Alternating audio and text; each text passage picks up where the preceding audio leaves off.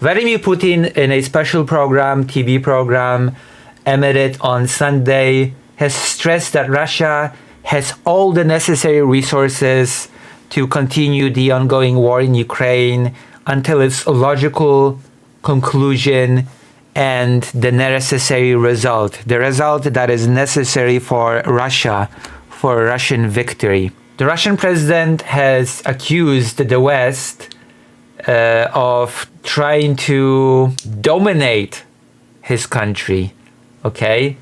Trying to subjugate his country, and has expressed a hope that he won't be forced to use nuclear weapons in this conflict. So that is basically the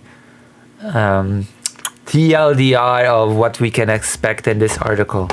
This has happened before the whole big discussion about the day of victory, and we're gonna get there, but for now we're gonna be discussing what has been talked about on Sunday when Mr. Vladimir Vladimirovich has been guest on a show revolving around the 25th anniversary of his rule, which it's typical for democratic leaders to celebrate 25 years of one's rule in the country, isn't it? It is so normal for people in democratic countries to just continue being at the helm of the country for 25 years, isn't it? In a program dedicated to the 55th anniversary of choosing Vladimir Putin to be president of Russia, which passed on the 26th of March, Putin was asked by a journalist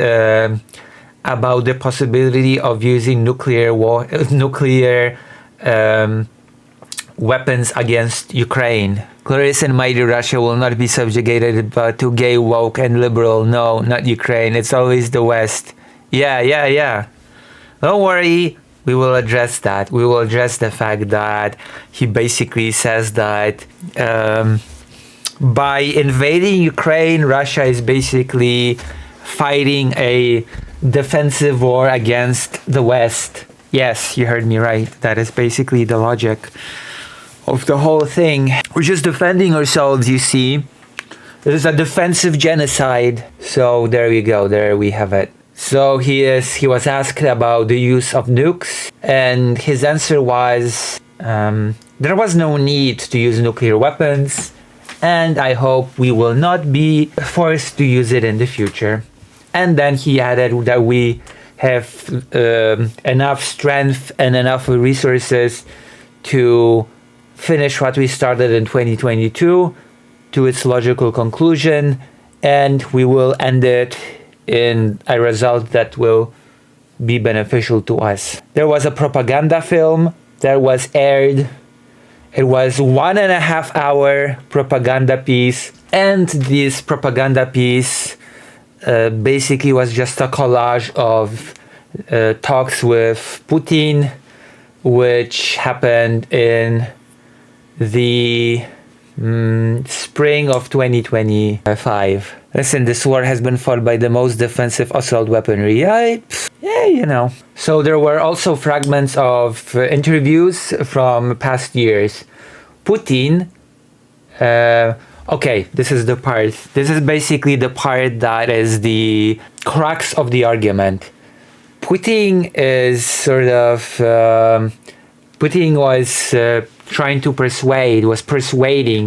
was making a case that the Western countries are led by their wish to snatch something from Russia, that the Western countries just all they crave is to snatch something from Russia and to subjugate it and to make it more subservient. And Putin has said that Russia in essence is just defying the collective West. It's just basically doing a, how should I put it? What do you call it when you, a defiance? Okay, it's resisting. It's resisting the collective West. That's it. That's the word. The word is resistance. Russia and its proud people They're just resisting the collective West and their secret or not secret wish to snatch something from Russia. I guess in this context, Ukraine. So Vladimir Putin is speaking openly about his own successor. I don't care. Apparently, there's a whole other article in which Vladimir Putin speaks openly about his successor, and he said, "We're going to give people a few people to choose from." So and this is very interesting because in this propagandistic movie that has been played on Sunday, the 1.5 movie, there was no mention of negotiations about a ceasefire, about anything. There was no mention of any negotiation happening regarding the war. And the only mention that was made about Donald Trump in the the propaganda piece, the only mention of Donald Trump is that he has signed an executive order that there are only 2 genders. That's right. In the Russian propaganda piece that is over an hour, that talks probably extensively about the war, no mention of Donald Trump in the context of the war was made. The only mention that was made was the fact that Trump hates trans people and that he has signed an executive order which establishes, quote unquote, that there are only 2 genders. So that was the only mention in the Russian film. Oh, and the last thing is Putin has actually dropped a whole new reason, a whole new justification for the war. I found this very interesting. That is actually the main reason why I'm covering this. It's because Putin has added a whole new justification to his long list of justification for the invasion of Ukraine. And that is, Putin has stated that his Munich speech from 2007 was not heard by Western countries. And it was an anti-Western speech that Putin has given in 2007 during a security conference. And it is the fact that the West has not listened to the 2007 speech is what ultimately led to the tragic events in the Ukrainian direction. Yes, that's right. Russia has invaded Ukraine because the West has not listened to his speech from 2007. I actually have this speech with me. Let me see if we can watch some of it. How long is this speech? How long is the 2007 speech? Not to mention of Vitkov, which is trying very hard to bring both parties to the table. Vitkov is the best guy. We all love him. So 30 minutes. So if we watch it on a little bit faster, then we can go through it pretty fast, I think. Thank you very much, dear Madam Federal Chancellor. Mr. Telshik, ladies and gentlemen. I'm truly grateful to be invited. Okay, TLDR is the world order when the USSR and the US guaranteed peace in the world, securing the world was good, and the unipolar world order is bad. The United States has overstepped in everything, and we, the Russians, do not like it.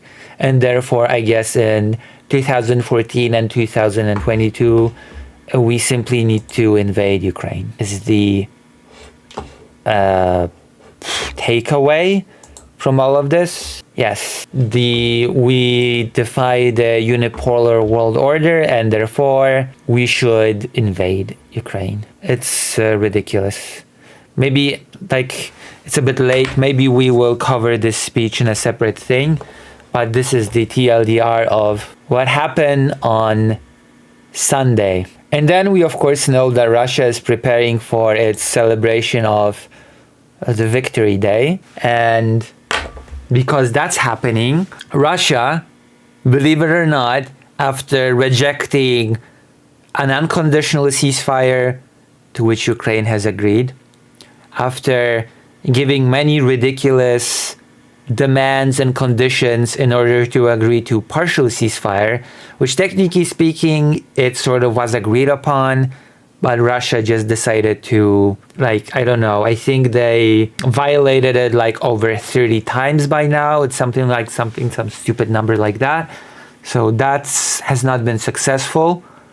But now suddenly, as the day of victory approaches, Putin has proposed to Ukraine, hey, why don't we have a 3-day ceasefire so that we can conduct our day of victory parade in peace, and with, we can just chill and have our little propaganda moment. How about that, Ukraine? Can we do that?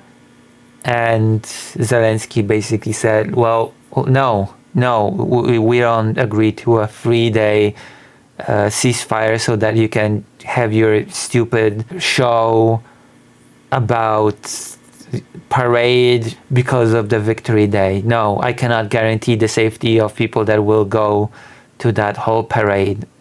Yeah. And in response, of course, Putin has said, yeah, well, if you're not gonna agree to our ceasefire, and if you're gonna do any sort of attacks during this splendid event that we have planned, we're gonna destroy Kyiv in response. Okay? Do anything, we're gonna just destroy Kyiv. And this is like lunatic rambling, of course, as always, from Putin. But that is what is happening.